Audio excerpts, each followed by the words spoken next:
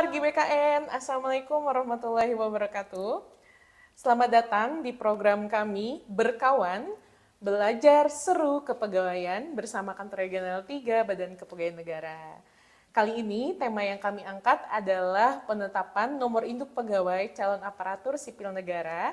Dan hari ini sudah hadir bersama saya, narasumber kita yang cantik jelita, Ibu Dwi Sundari Esos selaku Kepala Bidang Pengangkatan dan Pensiun di Kantor Regional 3 Badan Kepegawaian Negara. Apa kabar Ibu Dwi? Alhamdulillah luar biasa.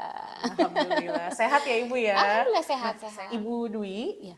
jadi sebelumnya kita sudah menanyakan kepada netizen beberapa pertanyaan yang mereka ingin tahu terkait dengan penetapan NIP CASN. Ya, oke. Tapi sebelum itu tentunya publik perlu mengetahui ya Bu ya, gimana sih alur penetapan NIP CASN ini, kemudian apa saja penyebab berkas ataupun penetapan NIP ini menjadi BTS atau bahkan TMS ya Bu ya. Iya, baik. Nah, dan juga selalu menjadi pertanyaan netizen Ibu dari setiap konten-konten ya yang kita Rame upload ya. rame, selalu pasti menanyakan kapan penetapan TMT.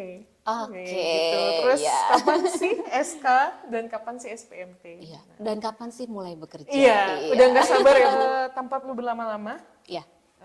mari Bu kita bahas terkait materi utama untuk berkawan kali ini. Iya, baik. Terima kasih Mbak Tasya ya. Assalamualaikum warahmatullahi wabarakatuh.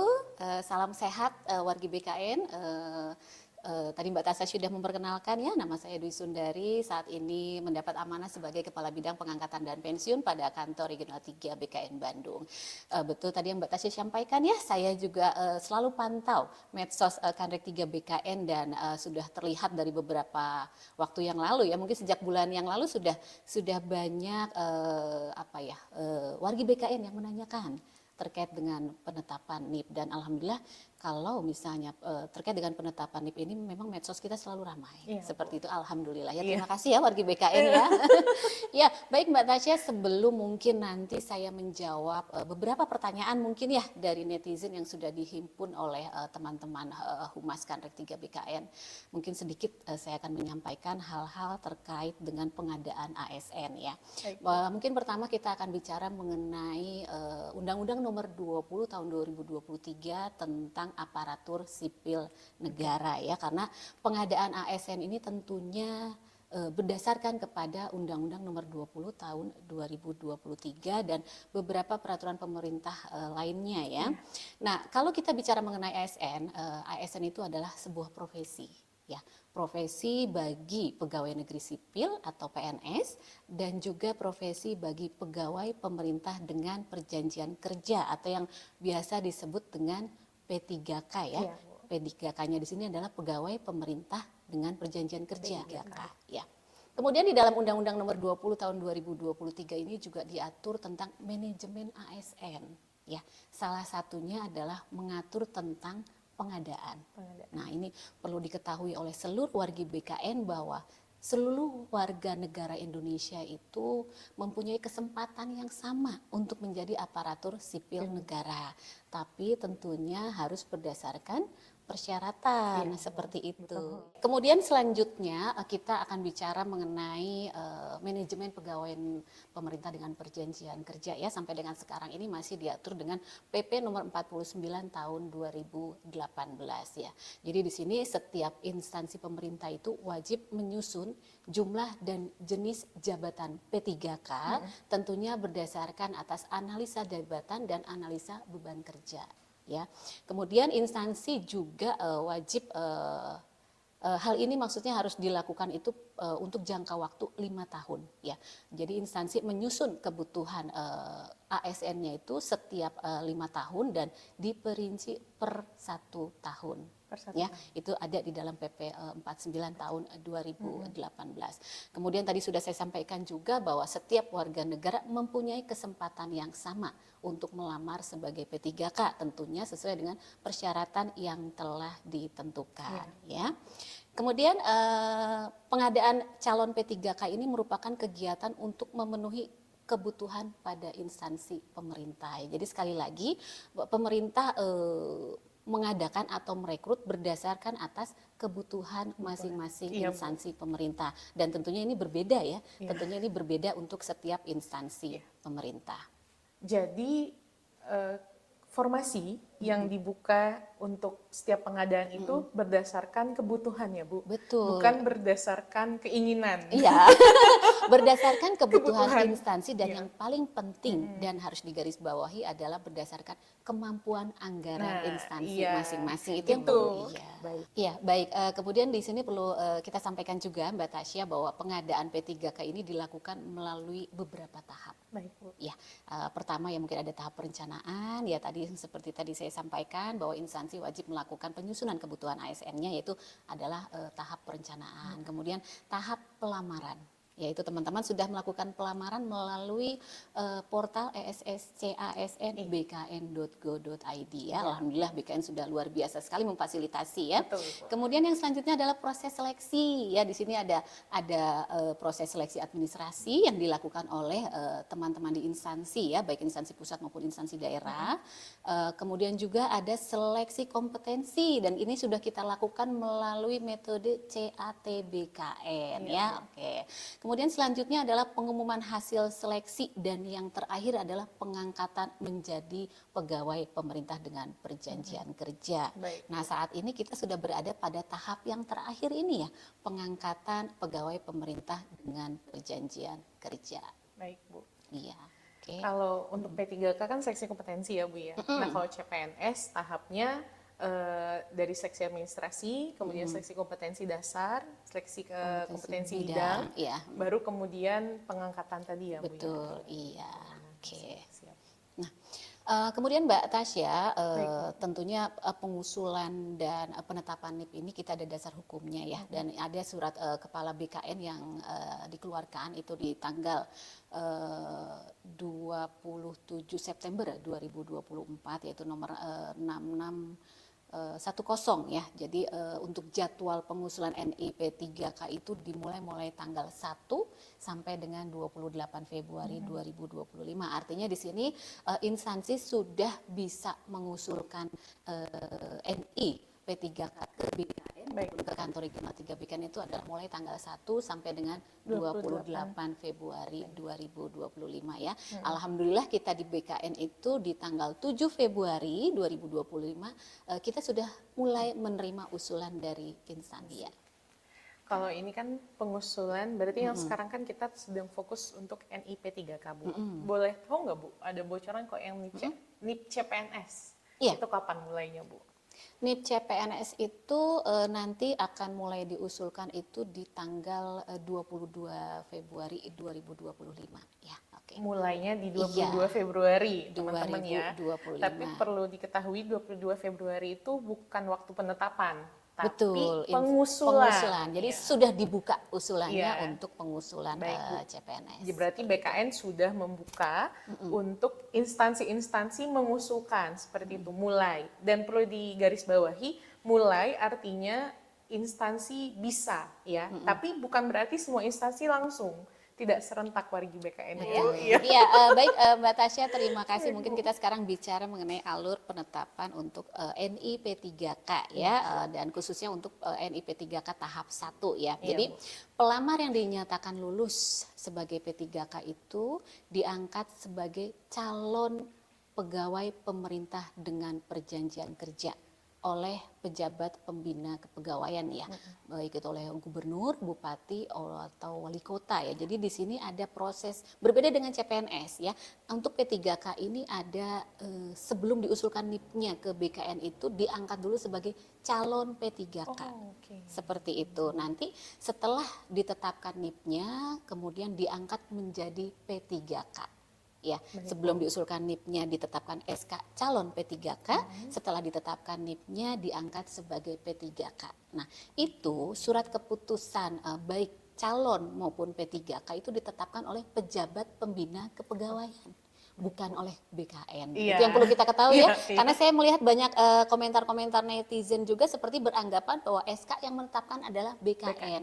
Bukan ya. Jadi yang menetapkan adalah sesuai dengan aturan ditetapkan oleh pejabat pembina kepegawaian. Dalam hal ini adalah kalau kita di instansi daerah itu berarti oleh gubernur, bupati atau wali kota ya, seperti itu.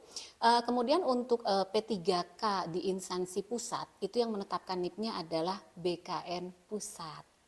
Ya, sementara untuk P3K instansi daerah ya yang menetapkannya adalah untuk Jawa Barat Banten. Ini untuk Jawa Barat Banten adalah Kantor Regional 3 BKN Bandung. Seperti itu ya. Jadi tidak semuanya ditetapkan oleh kita dan tidak semuanya ditetapkan oleh pusat, ada pembagian sesuai dengan kewenangannya masing-masing ya.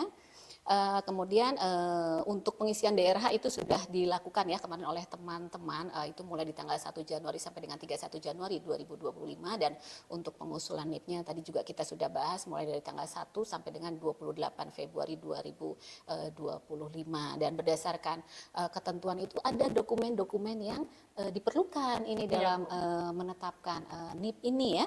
Ada dokumen-dokumen yang harus disiapkan secara mandiri oleh P3K-nya ya, diantara seperti pas foto, kemudian ijazah, transkrip, kemudian SKCK, surat keterangan sehat jasmani dan rohani, kemudian surat keterangan nafsa, itu adalah dokumen-dokumen yang harus disiapkan secara pribadi.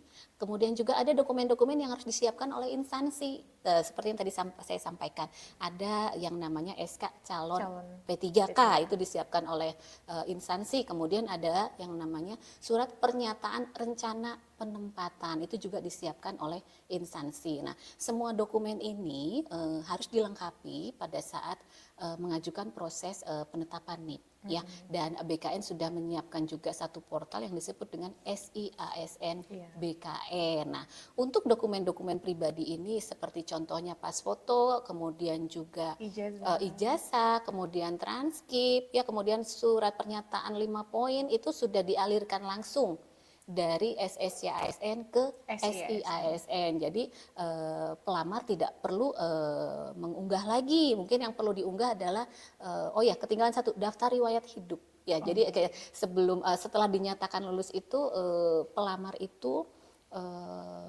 mengisi daftar riwayat hidup ya. Kemudian itu yang disiapkan secara mandirinya ya. Tidak sesuai. Nah, biasanya nih Bu, apa sih Bu penyebab dari usulan ini kemudian dinyatakan BTS oleh BKN?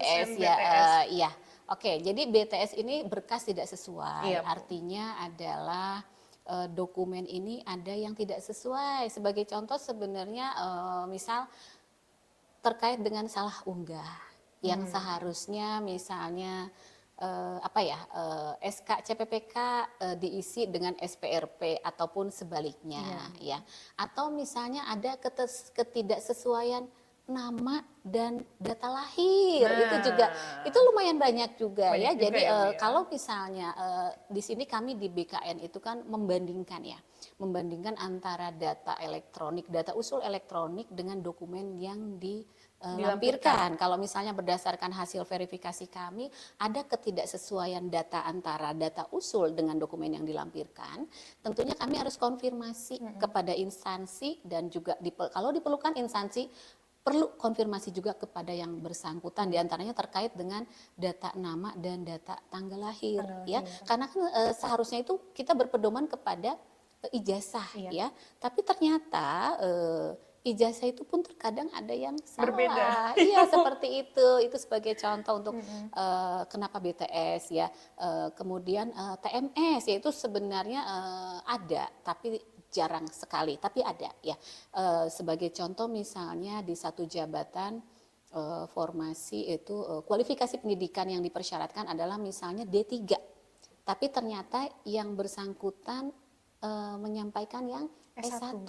Ternyata pendidikan yang bersangkutan S1. Melamar pada formasi D3.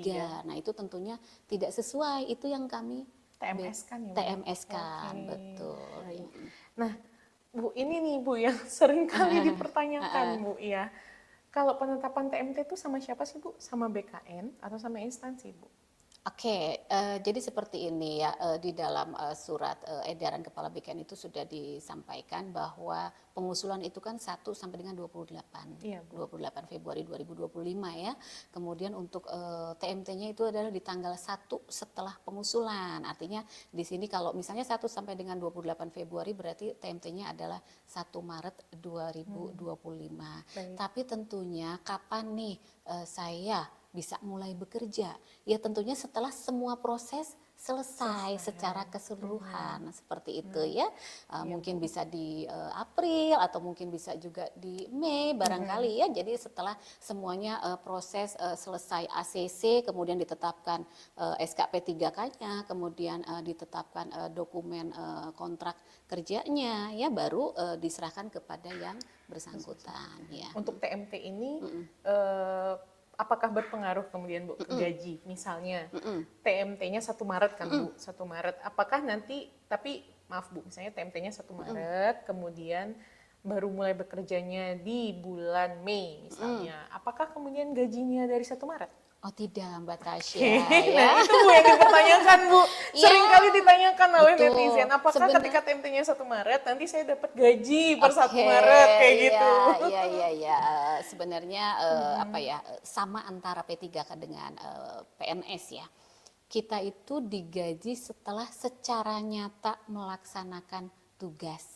Ya, jadi kalau misalnya warga BKN secara nyata melaksanakan tugas di bulan Maret, tentunya akan digaji mulai bulan Maret. Kalau misalnya secara nyata melaksanakan tugasnya di bulan April, tentunya itu akan digaji di bulan April. Ya, jadi dasar penggajian itu apa? Adanya surat pernyataan melaksanakan tugas. Ya, jadi setelah wargi BKN secara nyata melaksanakan tugas misalnya di 1 Maret, instansi mengeluarkan yang namanya surat pernyataan melaksanakan tugas SPMT, itu.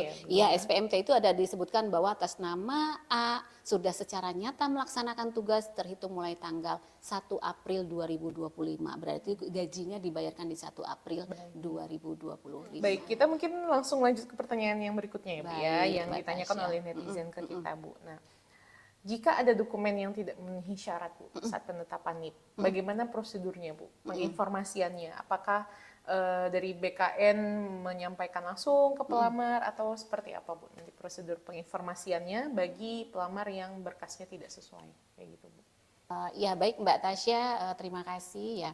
Tadi sudah kita sampaikan juga bahwa pengusulan NIP itu kita sudah memakai satu sistem yang disebut SIASN BKN, Sistem Informasi Aparatur Sipil Negara BKN ya. Jadi sistem ini dibangun untuk layanan kepegawaian mulai dari pengangkatan sampai dengan pemberhentian dan pensiun ya. Jadi di sini teman-teman instansi baik pusat maupun daerah mengusulkan NIP melalui sistem itu. Ya, jadi sekarang tidak manual lagi seperti dulu. Kalau dulu mungkin instansi membawa berkas ke BKN ya, tapi sekarang sudah tidak lagi ya. Jadi hanya melalui sistem saja mengirimkan baik itu data elektronik maupun dokumen dalam bentuk PDF-nya yang sudah disiapkan oleh masing-masing yang bersangkutan dan juga sudah disiapkan oleh instansi. Nah, tadi saya sampaikan sampai dengan saat ini ada sekitar 10% usulan nih yang BTS dan perlu dilengkapi ya. Itu kita menggunakan sistem yang sama. Jadi pada saat kami melakukan verifikasi terdapat usulan yang BTS, itu kita akan kembalikan kepada instansi dan kita akan berikan keterangannya. Misalnya SPRP belum terlampir, itu sebagai contoh ya. Itu. Nah, di sini yang perlu wargi ketahui adalah ada dokumen-dokumen, dan tadi sudah kita sampaikan sebenarnya ada dokumen yang disiapkan oleh instansi dan ada juga dokumen yang disiapkan oleh secara pribadi ya. Kalau misalnya wargi BKN membaca notifikasi BTS di Mola ya, di Mola itu kalau misalnya itu merupakan dokumen pribadi ya, pribadi wargi BKN, silakan melakukan koordinasi ke BKD atau BKPSDM. Sebagai contoh misalnya BTS-nya itu adalah terdapat perbedaan data nama ya antara ijazah dengan data usul. Nah, itu pasti kan terkait dengan dokumen pribadi. Nah, ini di sini wargi BKN silakan boleh berkoordinasi ke teman-teman BKPSDM.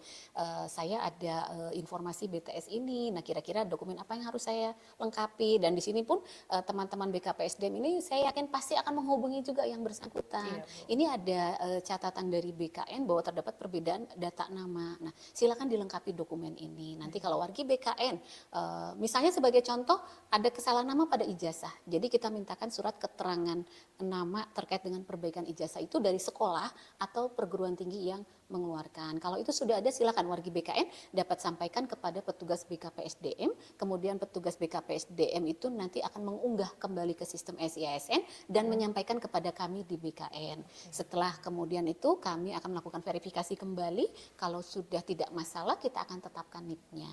Seperti itu. Oke, nah itu wargi BKN. Karena sekarang sudah ada sistem MOLA BKN ya, monitoring layanan BKN. Jadi pelamar bisa mengecek secara mandiri progres penetapan NIP-nya. Iya. Nah, kalau misalnya usulan tidak ditemukan, itu artinya usulannya memang belum masuk ke BKN. Belum diusulkan ke BKN. Iya, belum Jadi harap diusulkan ke bersabar BKN. Iya, ya. jadi jangan panik langsung, ini kok usulan saya Iya, tidak ditemukan tenang segala saja. macam.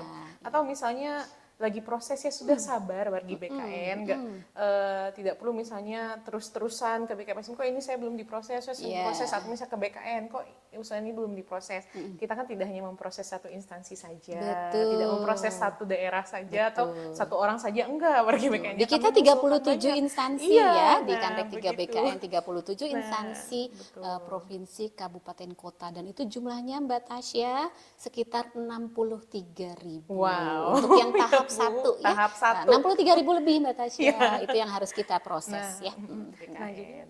Nah, baik Bu. Berarti dari pembahasan kita, diskusi kita hari ini sudah menjawab, sebenarnya sudah menjawab pertanyaan-pertanyaan netizen yang masuk ke kita. Nah, tapi sebelum saya tutup nih Bu, bincang kita hari ini, apakah ada pesan Bu khusus dari Ibu untuk rekan-rekan kita, teman-teman kita, wargi BKN yang tercinta? Iya, baik, terima kasih Mbak Tasya ya. Baik wargi BKN ya, mungkin perlu kami sampaikan bahwa yang pertama kami mengucapkan terima kasih dan memberikan apresiasi yang sebesar-besarnya kepada mitra kerja kami ya, BKD, BKPSDM yang selama proses pengadaan ini sudah luar biasa bekerjanya ya Mbak Tasya. Teman-teman ini tidak mengenal waktu, bekerja Senin sampai Minggu, pagi sampai malam. Itu kami sangat mengucapkan terima kasih dan memberikan apresiasi ya. Kemudian di sini juga perlu saya memberikan ucapan terima kasih juga kepada Bapak Kepala Kantor Regional 3 BKN yang selalu memberikan arahan ya, dan juga kepada tim penetapan NIP di kantor regional 3 BKN yang sudah bekerja dengan sangat luar biasa juga ya, tidak mengenal waktu pokoknya Mbak Tasya kalau terkait dengan penetapan NIP ini ya. Kemudian selanjutnya saya ucapkan juga terima kasih kepada wargi BKN yang selama ini telah memberikan atensi besar kepada kita ya, kepada Kantek 3 BKN dengan terlihat dari ramainya media sosial kita ya. Terima kasih banyak wargi BKN, dan di sini besar harapan kami wargi BKN dapat selalu mendoakan kita semua ya, mendoakan kami di BKN, mendoakan juga teman-teman di BKD dan BKPSDM agar kami selalu diberikan kesehatan. Kemudian selalu semangat ya dalam proses pengadaan ini Mbak Tasya ya. Jadi tadi Mbak Tasya juga menyampaikan satu kata, sabar ya, sabar. Ya, kita semua sedang berupaya, sedang bekerja keras dan bekerja cerdas juga tentunya ya untuk menyelesaikan seluruh proses ini. Harapan wargi BKN dan harapan kami dan juga tentunya harapan teman-teman di BKD maupun di BKPSDM itu adalah sama. Ingin proses ini segera selesai. Karena kita ingin melihat wajah-wajah bahagia nih dari wargi BKN ya. Jadi sekali lagi saya sampaikan kepada wargi BKN untuk sabar ya, untuk segala sesuatu itu perlu proses, dan tadi saya sudah sampaikan juga mohon doanya untuk kami ya. Mohon doa dan mohon berikan semangat kepada seluruh tim baik di BKPSDM, BKD maupun di kami ya, agar proses ini berjalan dengan lancar. Itu saja barangkali Mbak Tasya. Baik, iya. Terima kasih banyak Bu Dwi. Terima kasih kembali atas informasinya yang pastinya sangat bermanfaat untuk teman-teman semua.